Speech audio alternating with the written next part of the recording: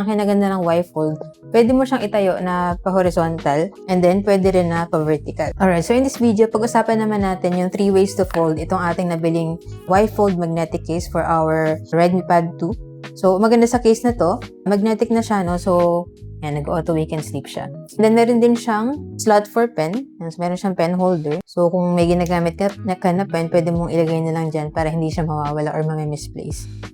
And then, meron din siyang 3 ways to fold, no? And yung unang way niya is yung popular way which is yung tri-fold. Yan, ganyan siya.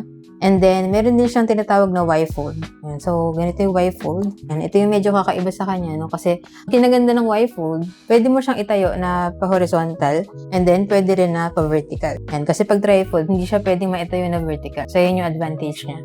And then, aside from that, pwede mo rin siyang itayo na yung pag magdodrawing ko or magsusulat ka.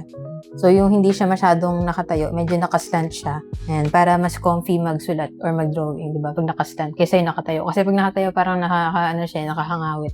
And ang maganda pa sa case na to, precise yung mga cuts, no? So, kita lahat ng buttons. Ayan, yung mga ports niya, kita lahat. And then, may iba-iba pa tong colors na available. Itong sa akin is color purple.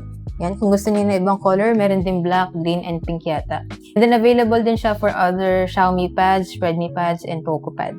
Yan. So, kung gusto niyo rin ng ganitong case, check niyo na lang dyan sa Yellow Basket. Diyan ko nabili yung sa akin para same quality and legit store din yung mapagbilan niyo. Yan. So, yun lang. Sana nakatulong tong video. And if you have any other questions, just let me know in the comments and follow for more tech content.